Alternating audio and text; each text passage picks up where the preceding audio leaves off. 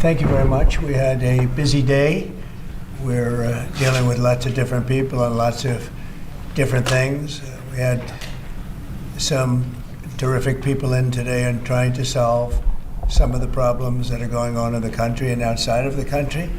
We're doing very well with respect to other countries really behaving on taking the criminals that they sent into our country, and we're getting them out. These are some of the worst people on earth, and they're getting out and they're being accepted back in their countries, as you've heard, without exception. So a lot of people thought that was not going to happen, but it's happening very full force. Now we're getting some very, very dangerous people out of our country, which is very important. Will, perhaps we'll go through the first one, please. Yes, sir. So earlier today, before the press came in, you signed a commission appointing Chris Wright to be your next Secretary of Energy. We have another commission prepared for your signature, sir. This is Doug Collins to be Secretary of the VA, Doug Collins of Georgia. Two very good men.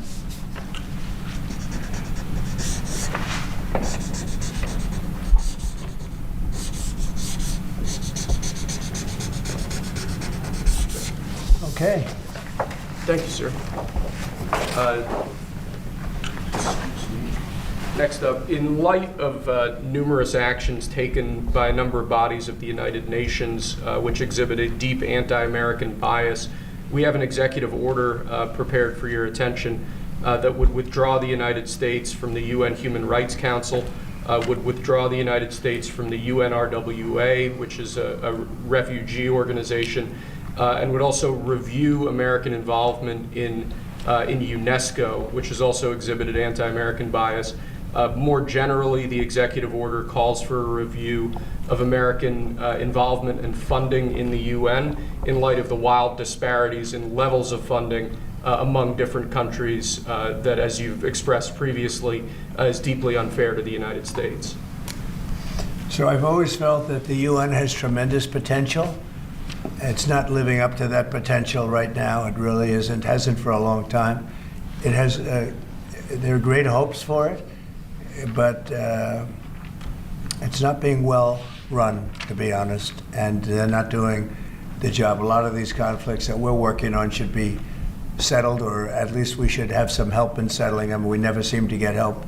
That should be the primary purpose of the UN, the United Nations, and again, it's got great potential, and based on the potential, we'll continue to go along with it, but they got to get their act together.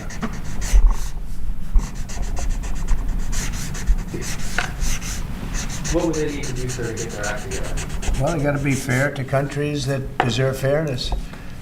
They have some countries, as you know, that are outliers, that are very bad, and they're being almost preferred as countries to those that do their job and are doing a good job, and they have to really, they're going to end up losing a lot of countries. They're going to end up losing their credibility like other organizations, and then they're going to be nothing.